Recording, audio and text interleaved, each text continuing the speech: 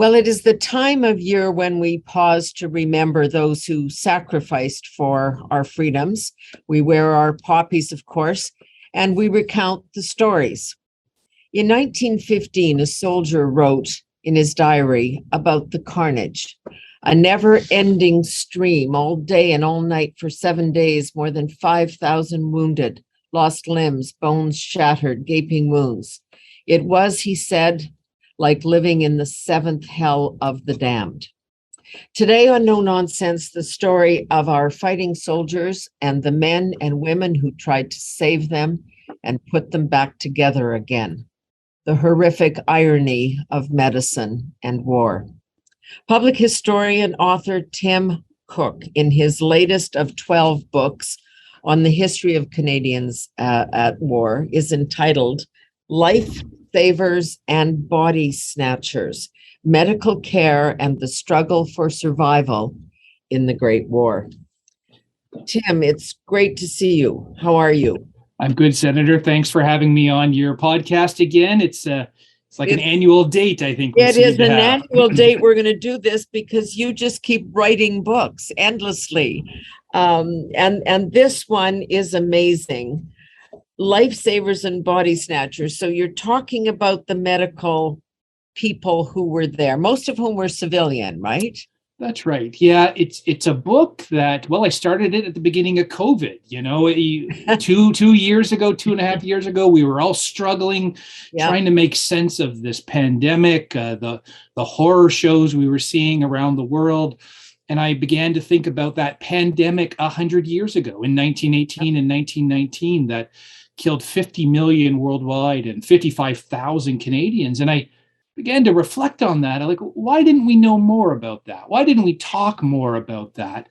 And then I began to think about the incredible medical work of our men and women who served in the Great War. About half of all Canadian doctors and a third of all Canadian nurses who served in the war. And I began to research and write during the pandemic. And as you know from my work, Senator, I'm always interested in the eyewitnesses to history. Yeah. Those men and women, they're all gone now, but I feel an obligation and perhaps a debt to keep telling their story. I do it by reading their letters and their diaries and their memoirs.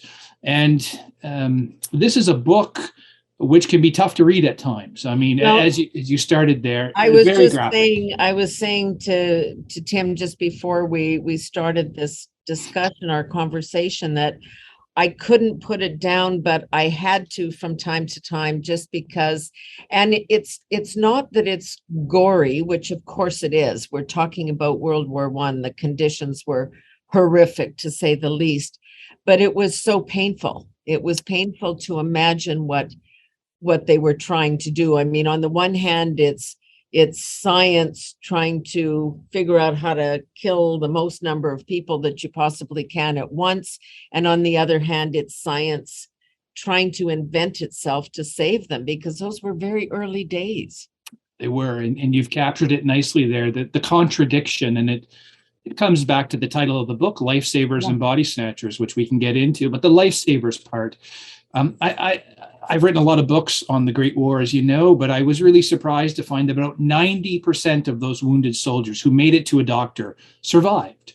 And that speaks to the incredible care, the evolution of treatment, because it was a war of ghastly wounds, as you've spoken to. The high explosive shells, dismembering bodies, shrapnel, steel, tearing and gouging through flesh and bone and organs, bullets, soldiers coming in riddled with dozens of bullet wounds, chemical agents burning out the lungs.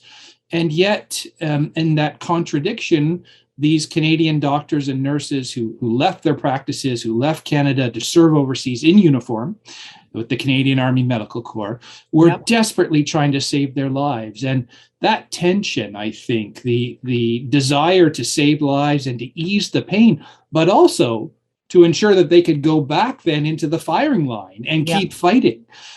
These are medical men and women who are in service of the war effort, and they understood that, and they believed that to be the cause that they should be fighting for. And the other thing is, and I guess this is true in the history of warfare everywhere, is that of the enemies on the battlefield, disease can be deadlier than the bullets or the blasts or the things you describe. And that would have been particularly the case in the Great War. Yeah, you're exactly right, Senator. I mean, disease was the great killer of every army up to that point in history. Yeah. Even the American Civil War, with over 2,000 land battles, far more soldiers died from disease in that war. Think of the Crimean War, only 60 odd years before the Great War, and Florence Nightingale, and the horrendous conditions of wounded soldiers left to die in their own filth and disease. And so this was the great fear, especially with the war that developed, that war of the trenches, the stalemated front, the 700 kilometers of trenches where the soldiers lived like troglodytes with rats and lice and the filth. The great fear was that disease would consume these armies, but it really didn't. And that was a great victory for the Canadian doctors, this preventive medicine, which included vaccinations of soldiers at the start of the war. There was a demand by the Canadian doctors. They said, this will save lives against smallpox and other things, typhus, which were the great killers of the time. And it did save lives. So that's a really interesting story, which I hadn't quite figured out before. And of course, each book kind of reflects the history we live in. We were living through vaccinations and inoculations, and I clued into that, and it continued throughout the war. And at one point in the book, I look at Vimy, the great battle in April 1917. Well, the 3 months before that were a miserable period for the Canadians in the freezing cold, and the doctors really played a key role in keeping the fighting forces ready for battle and what we would call today force protection. Yeah. Force protection. I mean, these are the days. You talked about vaccinations, but like no antibiotics. No, that's hadn't right. been invented yet. And one of the particularly gruesome sections, and you've talked about this, was the trenches, was trench foot, and what they did, and people were literally losing their feet. I mean, they were falling off. Yeah. And that what the doctors figured out is you slather the foot in whale oil. You have to check it every day, put them back in their boots, and send, like, it worked to some extent. It worked, and they found solutions like that across the board. One of the great problems in fighting on the Western Front, Senator, I know you've been there, but but these were farmers' fields that had been impregnated with fertilizer, human and animal, for thousands of years. And so all of these wounds were infected. And as you said, it's the age before antibiotics. I've sometimes been asked, Senator, if you could go back in time, what period would you choose, Dr. Cook? And I've said, well, any period where there was antibiotics and penicillin, because otherwise you die at about the age of 45. So they treated these wounds, and they didn't have much to do except to cut away the flesh, amputate. And they really went through innovations. The use of the X-ray is a radical transformation. Leg wounds, I was very surprised to read and study in 1914 and 15, a broken femur, almost always lethal because of the infection. By 17 and 18, they find ways to save soldiers. A gut wound, almost always lethal at the beginning of the war. By the end of the war, they're saving 50% of the soldiers. So there's this constant evolution that goes on as doctors are learning with patients, but also giving lectures behind the lines, and they're teaching one another. And I thought, isn't that a fascinating story? Because I think we know that there was an evolution in warfighting during the course of the war, more artillery, more sophisticated tactics that lead to victories like at Vimy or in the 100 Days. But there's also this evolution in medical care, which ultimately saves lives. Okay, but that's where the other part of the title comes from, the body snatchers. And we have to think that what passed as ambulances in those days would be horse-drawn carts of some kind, and bringing the wounded in, or perhaps even the dead at that point. And those ambulance workers, I'm putting that in quotation marks, were called body snatchers, but for a reason. For a reason, indeed. And the body snatcher story is is a shocking discovery. And I've spent 25 years researching the First World War. And years ago, Senator, I had come across some files and some letters from doctors talking about autopsies behind the line, autopsies in hospitals. I thought, isn't that interesting in this chaos of battle, as hundreds of wounded soldiers were coming in, as they were being overwhelmed and often having to engage in the agonizing act of triage and deciding who could be saved and who would be left to die. They were doing autopsies, and there were dedicated pathologists doing this. And I wondered, why were they doing that? Well, they were doing that to learn how to better save lives. What do you do when a soldier comes in with a brain wound? There are procedures that they go through. That shouldn't have surprised me, but I thought it was interesting. But then I caught in the records, it seemed to me that they were also harvesting the body parts. And I thought, well, that just can't be. That doesn't make any sense if we think of Canadian soldiers who, for the most part, enlisted to fight for king and country, fighting to liberate Western Europe. How could we be snatching their body parts? Yeah. And as I researched, I spent years, Senator, looking for the files, and eventually I found them. And indeed, this was the case. There was an official program led by the British, but fully supported by the Canadians, to do autopsies on slain soldiers and to harvest their body parts, to extract brains which had bullet wounds in them, or lungs that were corrupted by mustard gas, or severed spines, bone structures. And I was shocked. I was shocked to read that. Well, that's the interesting part about the learning. I mean, they weren't harvesting these organs so they could transplant them in someone else. No. This was real-time science and study at the time, but also at a time, as you say, these people have literally made the ultimate sacrifice, put their lives on the line, the soldiers, I mean. You couldn't be seen to be, I don't know, mutilating the body or being disrespectful of the body. That would not have gone well back home. No, it was done in the name of science. It was done in the name of learning. Up to this point, this is how doctors learned on the dead. They do. That's right. The dead who provide lessons to life. Yeah. And yet this story had never been told. Yeah. And I was very uncomfortable with it. I was very shocked that this had happened to Canadian soldiers, of course, against their consent, although there was no consent at the time. When you enlisted in the Canadian Expeditionary Force, you were there. They owned your body. Yeah.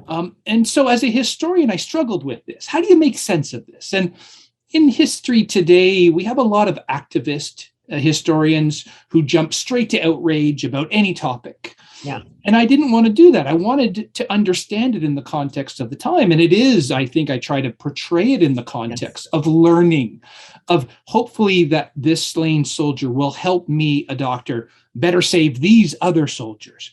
And yet it went beyond that, because as I have recounted in the book, 799 body parts were harvested, sent to London, and then sent back to Canada for a military medical museum that was supposed to have been built in Ottawa. And I thought, isn't that something we as Canadians have been told for over 100 years, that our fallen soldiers lie buried overseas in those majestic Commonwealth war grave cemeteries, or their names are on the memorials like at Menin Gate or at Vimy Ridge. But in fact, 800 of these body parts came back to Canada, again, to continue the learning process. And as I recount in the book, doctors learned incredible new things about how to save Canadians during the course of this war. But these body parts came back to Canada. And then I had to figure out, Senator, what happened to them? Yeah, that's the thing. And I thought, oh my gosh, are they still here somewhere? They're not at the Canadian War Museum, where I've been very lucky to work for 20 years. They're not at any other military museum. Eventually, I found and ran down the story that they were at McGill University. McGill was the #1 teaching medical university of the time. Maybe today it still is. Yeah. They were there. They were going to be transferred to Ottawa for this medical museum, but the museum was never built. And in 1922, there's a fascinating series of correspondence in the official records where it's very clear the senior soldiers in Ottawa realize this is not good. Right. They should not have these body parts, that this goes against the ethos and the understanding of Canadians, because this is a time when we are building thousands of memorials across the country. Every single community is building one. I'm sure, Senator, wherever you grew up, there is a memorial there. There is indeed, outside the Legion. That's right. And it just doesn't work. And you can see the officials at what will become DND realize that they don't want these things. And so they leave them at McGill University. What's interesting, though, is that they stay at McGill for over 30 years until through the Second World War. Eventually, they're transferred to a DND base, and then unceremoniously, they are destroyed in the late 1950s. And I recount this in the book, Lifesavers and Body Snatchers, trying to come to grips with it, trying to understand it within the natural contradictions of war, as we've been talking about. Yeah. The idea of science that is there to kill, but science that is there to save, and doctors who, go overseas to save lives, and yet are also part of the military machine, often forcing young men who are barely able to stand back into the line, or soldiers suffering from shell shock. And this is war. And it's not just the First World War, it's the Second World War, it's other conflicts. There are great contradictions in that act of saving and helping and easing pain in times of war, where I have been very lucky never to have to experience that. Yeah. But the moral elements of this are quite clear. It weighed heavily on nurses and doctors and surgeons. And yet we were fighting in a world war. We were fighting in a total war. There was the feeling that this had to be done. Well, and that's what I'm thankful that you did, that this was not about cancel culture and saying, wasn't it horrible? And these people their memories should be besmirched in some way. Absolutely not. This was what they were doing. They weren't killing people to harvest organs to study. They were dealing with the bloody reality of their life in the battlefield. What we ask medical professionals to do, the other thing that stunned me in the book was that often the doctors were asked to be part of firing squads, people who were shot for mutiny or cowardice, soldiers that didn't behave, and the medical officers would have to be part of that. There was one story you talked about, Private Young. Like, it was just so touching. You could see all of that, as you say, contradiction and irony come into play. The struggle there, and that's an extreme case, but it certainly took part. And this is the war where we shot 25 Canadians, largely for running away from the front for desertion. Of course, it was a time in Canadian history where we still had capital punishment. Yeah. That doesn't excuse it. It was a reprehensible act, and it was done for questions of morale, hard morale, right? To show soldiers what will happen if you run away. Most of the soldiers' letters and diaries, which I have written about, said this was not a good motivator for them to be shooting their own comrades. Right. But that was the case everywhere in the world. That's how you dealt with the deserter. That's right. The French and the British, and it is a sign, I think, of it was a different time. We would not be doing that today, of course. Right. And yet also an indication of the desperation of the time and the need in this long, brutal, costly war that killed 9.4 million soldiers worldwide, where 66,000 Canadians were killed. It was a sign of the need to keep fighting, because what would happen if morale broke? That was the great fear. And of course, it did break for the French. They had mutinies in the summer of 1917 and nearly lost the war. And the German army, by the end of the war, was all but a broken fighting force. And so morale is absolutely crucial. And doctors played a key role in this. And I write about this in the book, where medical officers were assigned to a battalion of 1,000 men. They cared for the soldiers. They took care of their ailments. They tried to ease their pain. And yet they were also gatekeepers, because as soldiers began to break down from the strain, what we would now call today a stress injury, a mental stress injury, it was the medical officers who would decide if if that soldier could be sent to the rear for arrest. And it sounds fairly easy today. Well, of course we would send them, but you couldn't send everyone Not because then. everyone was breaking down. Yeah. Everyone is suffering. Everyone looks like a cadaver. Everyone is red-eyed and sleep-deprived and shaking with tremors from the massive artillery bombardments, the constant death, the privation. So these medical officers really play a key role in morale, and the high command rely on them and leaned on them very heavily not to let too many soldiers escape the front. And doctors, it really depended. Some of them could be quite hard.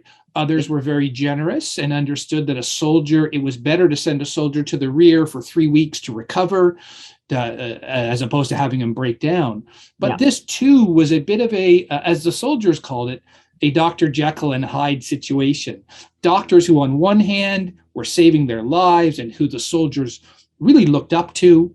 And on the other hand, as these gatekeepers. And I think to finish my thought here, the ultimate story is that firing squad where a medical officer did have to be involved in that.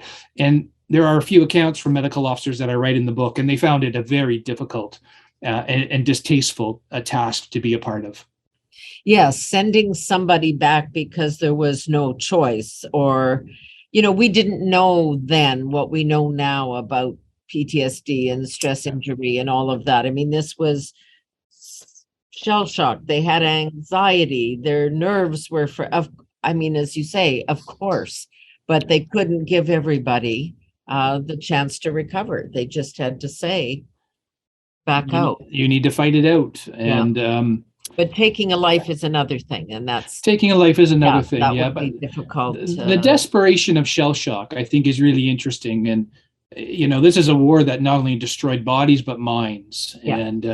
And so terrible was this conflict that nobody understood at the start of the war, shell shock. And the doctors grappled with it. And they had all kinds of different means of treating shell shock soldiers. It's come down through history, the most brutal aspects, which included electrocution.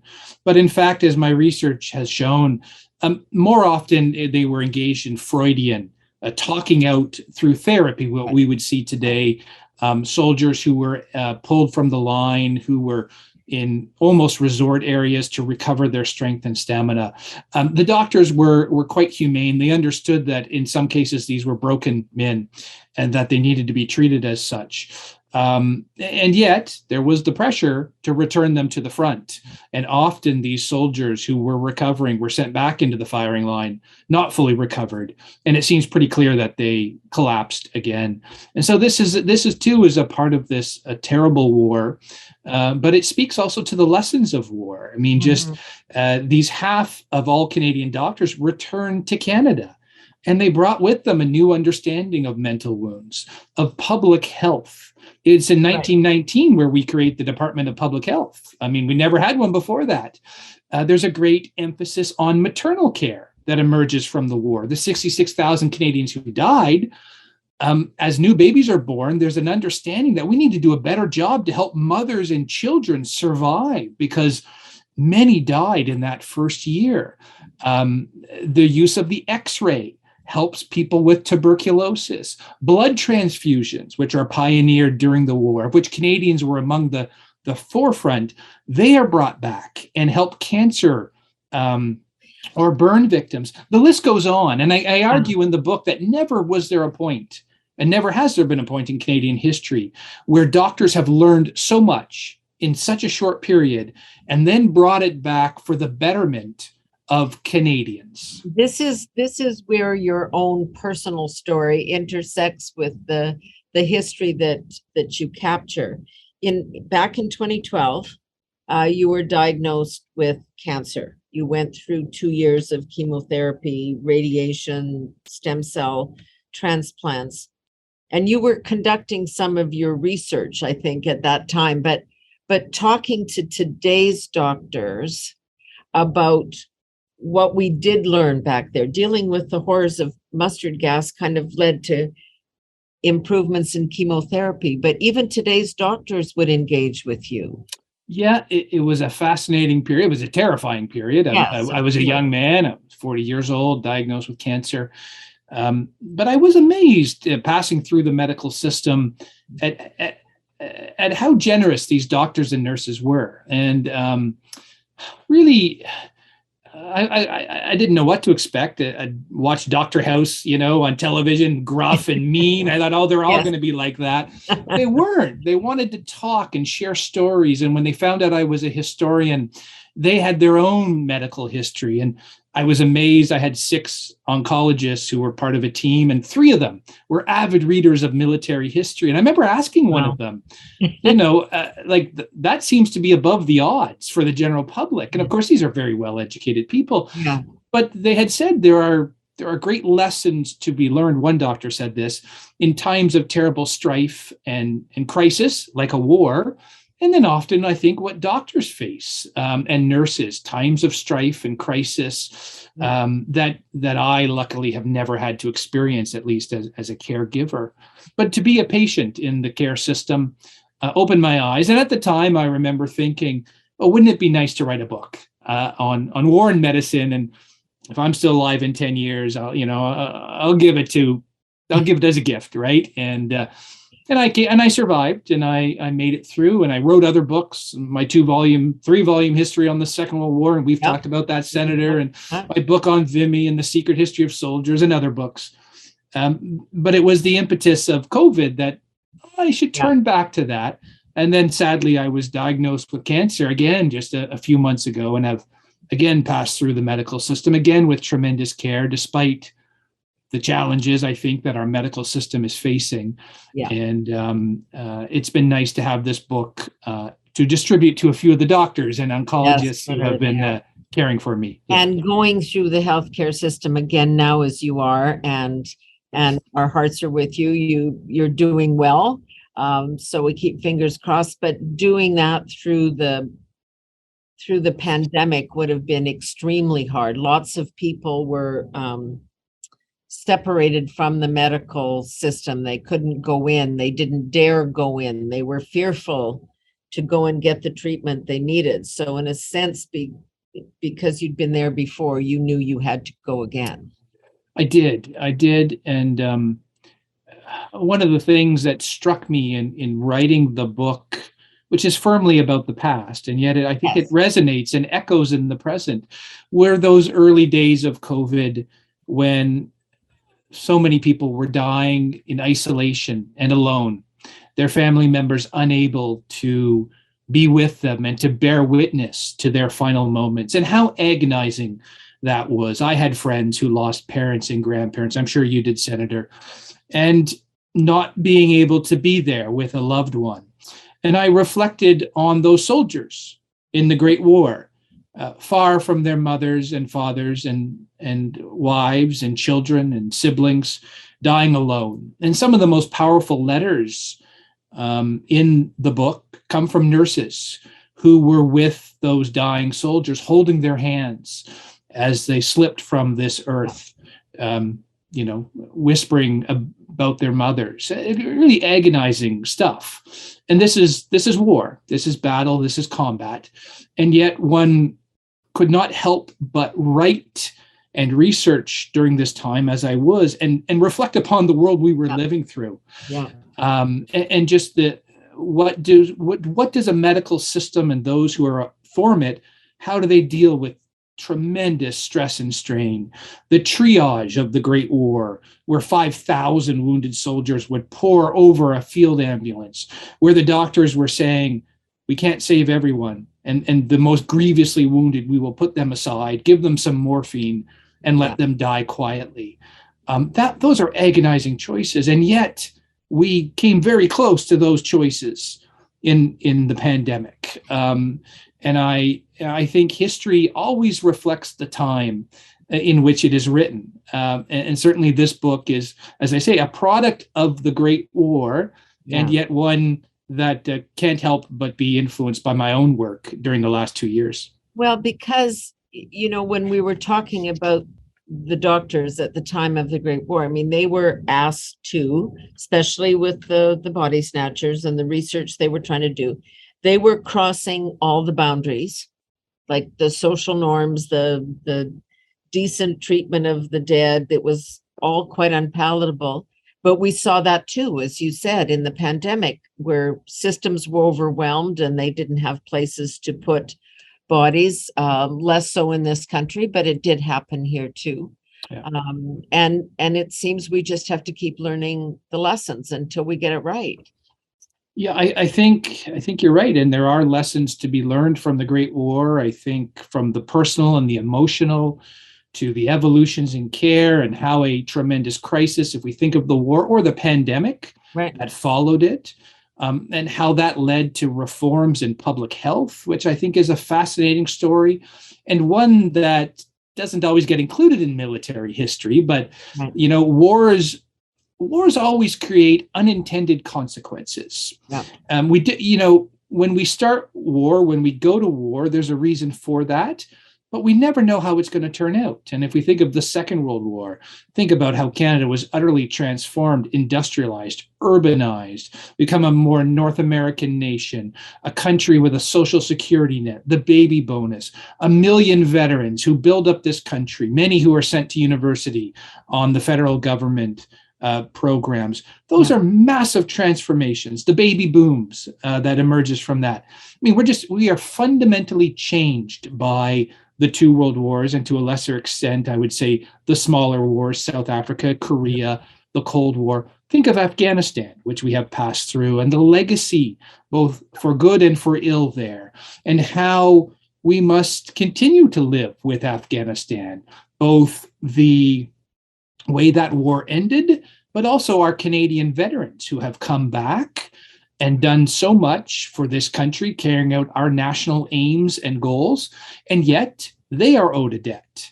They too must be part of our conversation.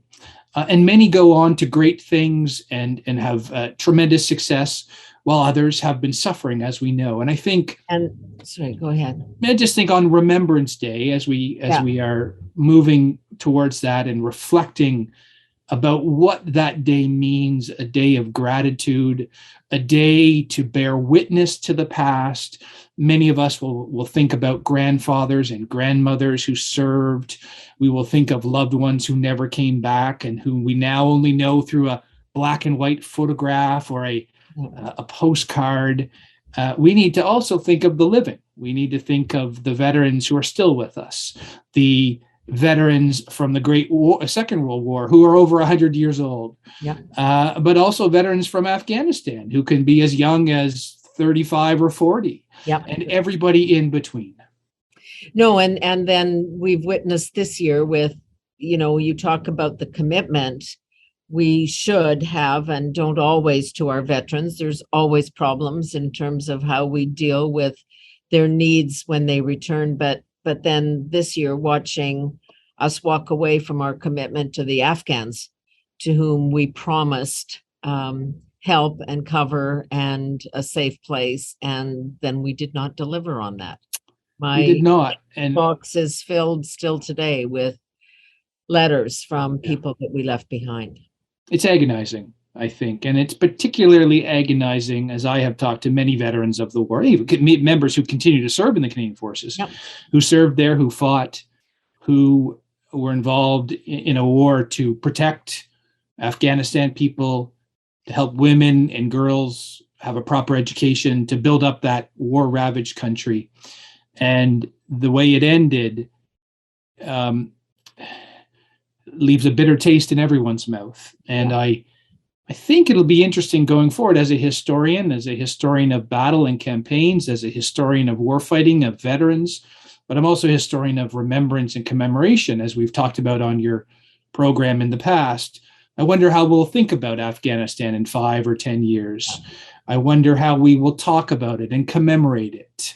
And how we will write it into our own nation's history.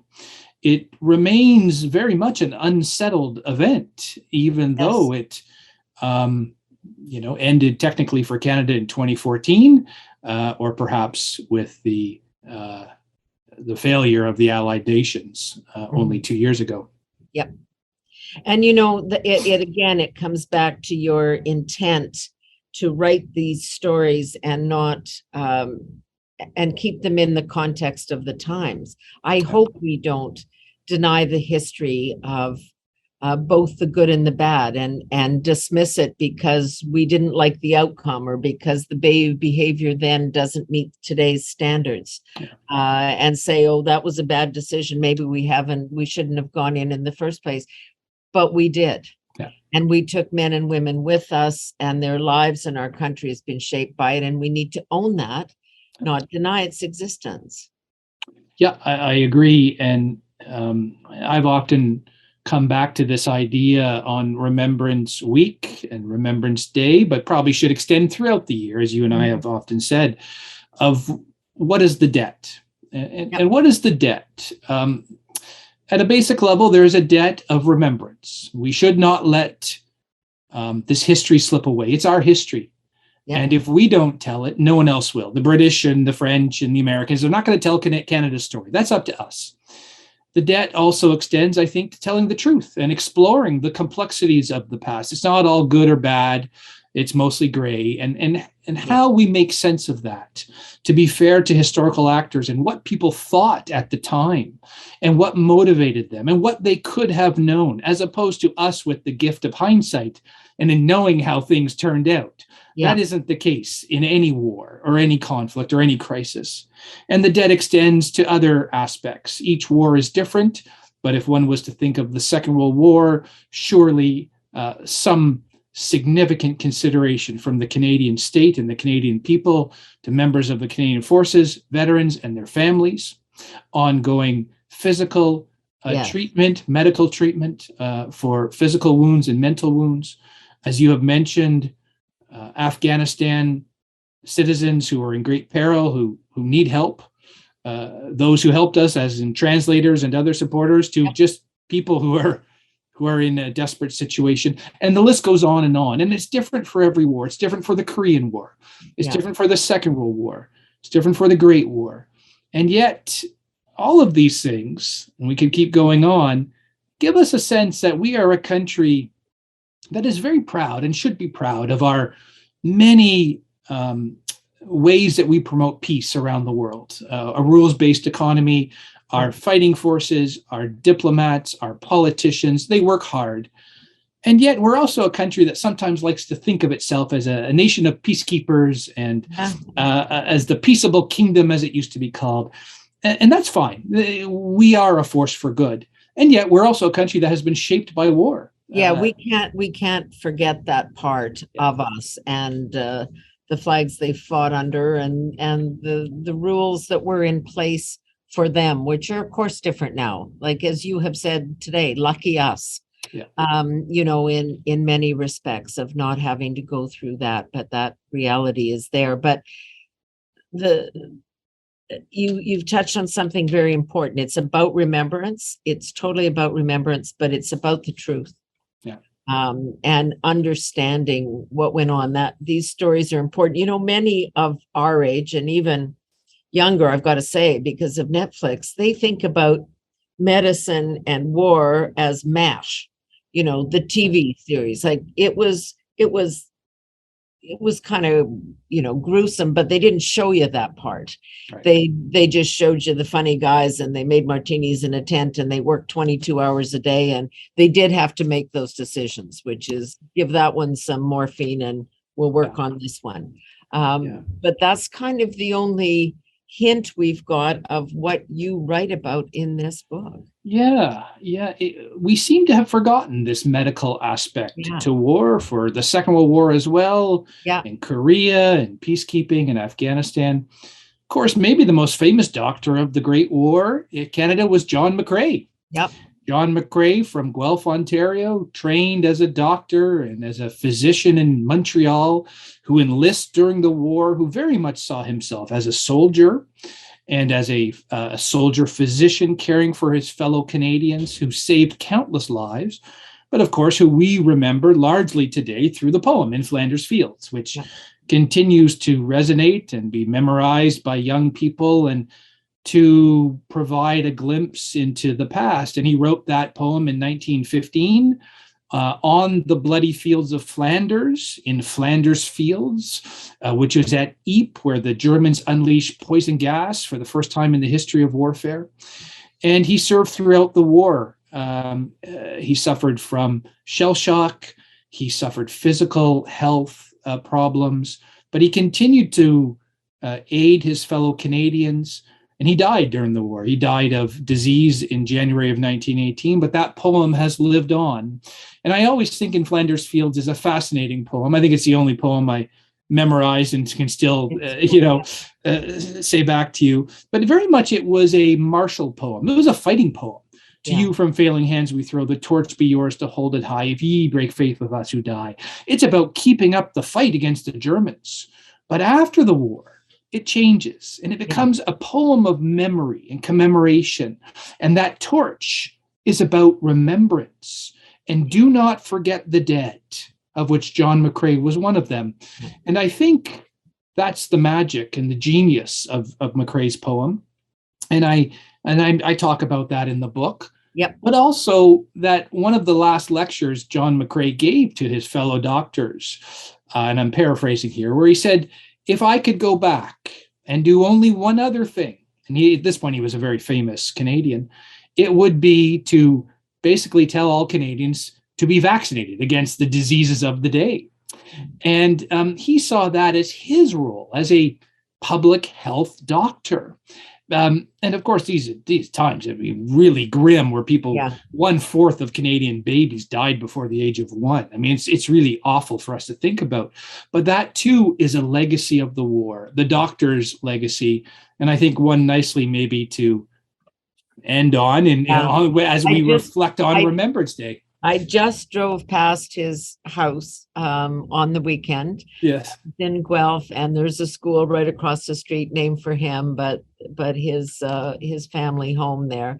And it touches you. I'm telling you, just even today, when you see his name and see the house, a lot of that comes back. So it was a special moment.